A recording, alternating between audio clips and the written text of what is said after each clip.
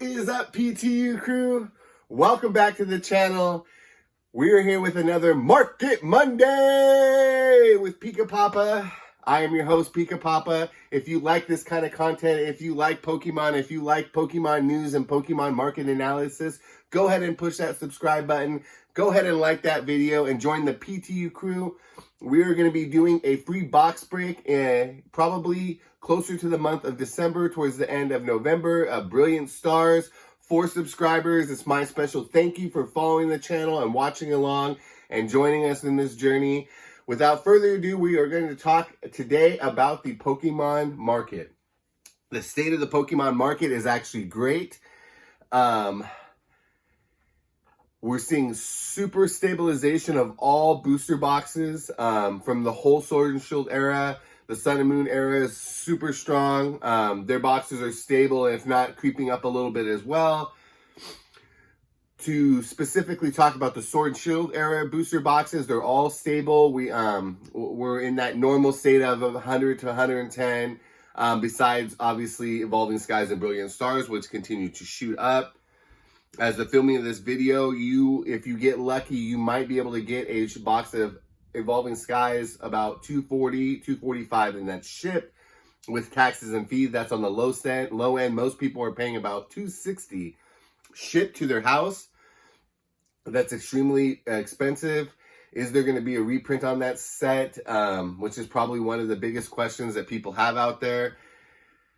I would think yes, but you know what? I'm not sure. And as we talked about continuously on this channel, when we talk about Evolving Skies, I'm not sure what a reprint would do. The only way that I could see Pokemon getting the prices down, which is one of the purposes of the reprint, not only to make money, which is probably the number one purpose. They don't want money to go into other people's pockets. They want it to go into their pockets. The only way they could get the booster box price down and stabilized at closer to MSRP would be completely flood the market. The reason I think they may not do that, at least in the short term, and talking about before the end of this year or Q1 of next year, which I don't see a reprint happening in that time frame, for this reason. They've already printed a lot of product. As you can see, the Charizard UPC, like I said, because I think it's a slightly overhyped product, especially with how much they printed it. We're going to be seeing a second wave in December. We're already seeing little creeps of prices even below MSRP. If you're not buying it at MSRP, which is market retail price, please wait and don't buy anything above MSRP. I've said it a bunch of times, but I'll say it one more time. Don't buy the Charizard UPC above MSRP. Don't. You're going to waste your money. Like I said, there are places where you can buy it below.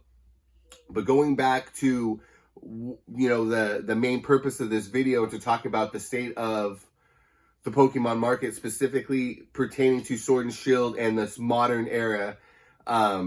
The prices are really good.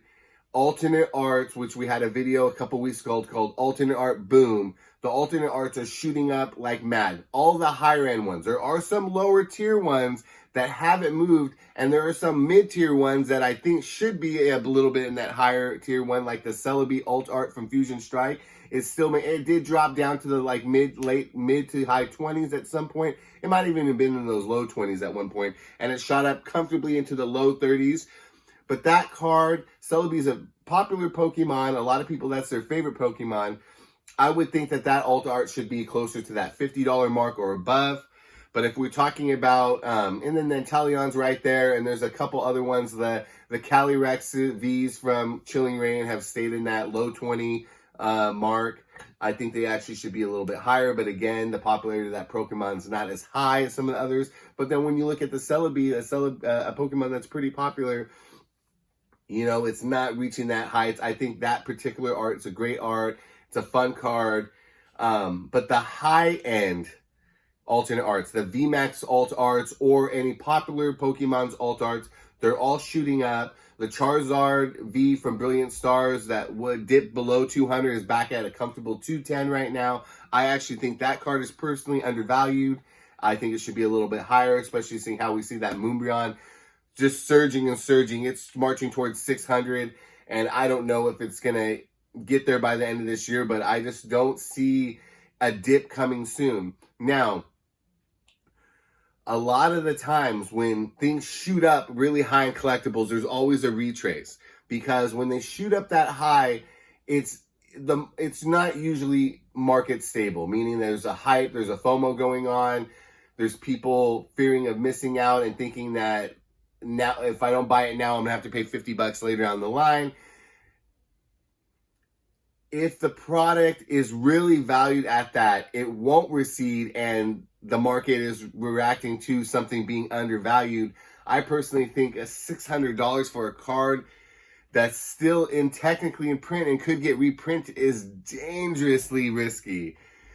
I think there could be a slight regress to some of these alt arts. If we go to Fusion Strike, the top end cards, the alt art Gengar, which was $100 like 90 days ago, has shot up to $170, and the Espeon VMAX alternate art has finally kind of reached his brothers of Evolving Skies, the Leafeon, the Sylveon, the Glaceon, at near that $160 to $170 mark, which I've been kind of, for a while, I thought it was undervalued. Why is this Espeon, this VMAX alternate art, not a little closer to them? I know it was in Fusion Strike, less of a popular set, but it's a super popular Pokemon. It's an evolution. That promo card originally came in the Eevee Heroes double box promotional set, special set. Is like you get 2 boxes of Eevee Heroes, and that promo came in it. And when I first saw that promo, I fell in love. And this was before I saw some of the other VMAX alternate arts from that set.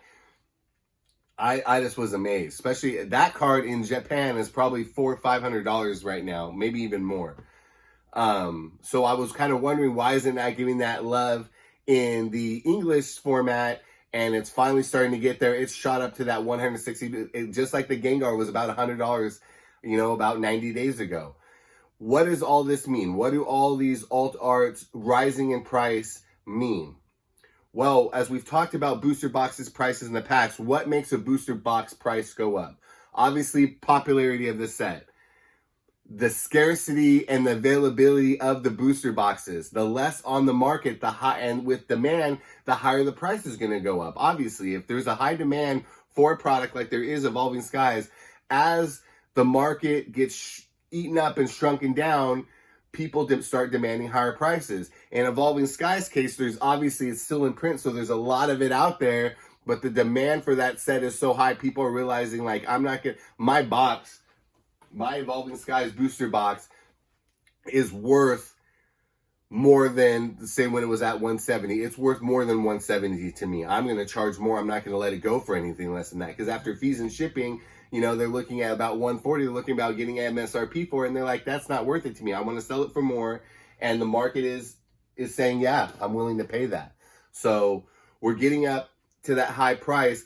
But with the rise of these alternate art prices, what it's going to happen is other people, outside investors, collectors, are going to go, well, I know the PSA 10 is going to be worth this much, and it's going to have a future of being worth more. I'm willing to pay these box prices to open up boxes to try to pull these alt arts so that I can send them in for grading, and I can kind of make a profit in the long term or short term on these PSA slabs. Now, Evolving Skies has already been reprinted several times. For me, when I look at what's happening with the alt art prices, what that is telling me is a lot of the market is willing to place bets, place wagers on buying these cards at these high prices. Like all the Evolution VMAXs are $170 and above, and obviously that Moonbreon is going to the moon. I believe it was at $570 as the filming in this video. What that does is it goes, when the card prices keep going up, the box prices can't stay at the same price. Now, in Evolving Skies, it's different because the box price is going up. But what about Fusion Strike? It's still at that 105 mark, roughly about. What's going to happen in the next month? We're talking about the end of Q4 of 2022 and Q1 of 2023. We are going to start to see Chilling Reign, Fusion Strike, Brilliant Stars continue to go up, And I believe we're going to continue to see nothing's going to be stopping Evolving Skies to go up unless there's another reprint. And like I stated before, for Pokemon really to be able to get that booster box price closer to MSRP, they're going to have to dump the market crazily. What are they printing right now? The Charizard UPC. They're printing Silver Tempest. They're printing Crown Zenith. They have a lot on their plate. Crown Zenith comes out in January. We have a Silver Tempest set that's coming out. Excuse me. Like I said, I'm under the weather. Give me a little bit of love there. They're printing a lot of stuff that they already have on their schedule. They already just did an Evolving Skies reprint. That's why I don't believe one is coming in the end of this year or Q1 of next year. We're probably going to see these booster box prices, like I said, Chilling Reign, Fusion Strike, Battle Styles even, and Fusion Strike, Astral Radiance, and Brilliant Star. We're going to see all those sets start to really creep up. So I would suggest if you're looking at adding a Fusion Strike, a Chilling Reign, a Battle Styles, an Astral Radiance, a Lost Origin to your sealed collection, now is the time. These booster boxes prices are going to start to go up. Stuff that's more likely to be in print, like Lost Origins that just came out, who only had one wave, we might see another reprint of that if the box prices start to creep up a lot. But then when you're Pokemon and you're this popular and the sets are going this crazy, what do you choose to print? You're going to print some Evolving Skies? Sure. It's a moneymaker. Are you going to print some Brilliant Stars? Sure. It's a moneymaker. Are you going to print Fusion Strike? Are you going to print Chilling Reign? Are you going to print Battle Styles? Are you going to print Astral Radiance? Probably not. Not that it wouldn't make money, but you have to pick and choose. You can't reprint them all as you have new sets coming in. So I don't see a lot of reprints coming in. We're moving past Sword and Shield and we're going into the new era. What's going to be happening on the other side? The collectors, people like me, people like you, I think a lot of people are going to be looking at Sword and Shield. They're going to kind of be waiting on Scarlet and Violet, see what's coming out. But the mass money, the collectors, the investors, people that have money, they're not going to be buying the new sets in mass. They're going to be buying Chilling Reign, Fusion Strike, Evolving Skies, Brilliant Stars, because they know those sets are closer to go out of print and their prices are not going to stay at that $105, $110 level. Watch. This is a prediction from Pika Papa. Q1 of 2023, we are going to start to see a lot of these booster box prices that I just mentioned creep up. The card value can't continue to go up and the booster box price stay the same. That's just not how it works. There has to be a separation. And over time, usually what happens is the card prices stay stable or go up slightly, but the booster box price will start to go up. Over time, the mouth widens and they start to separate. What we're seeing now is the mouth closing, and we're seeing those alternate arts start to be worth more than the box price. And what you have is a underbite, and that just doesn't work. So what's going to happen is we're going to start to see those booster boxes rise. Please remember to like and subscribe if you like this kind of content. If you like to watch financial videos like this, go ahead and hit that subscribe, hit that like button, be a part of the PTU crew. Join that booster box, free booster box break that's coming up. In the future, later this week, we're going to be opening up MetaZoo, and we're going to be talking about the MetaZoo market. So stay tuned for that if you're into MetaZoo. If you've made it to the end of this video, go ahead and put that pizza emoji down in the comments because I'm hungry. I think I'm going to eat some pizza for lunch. Bye.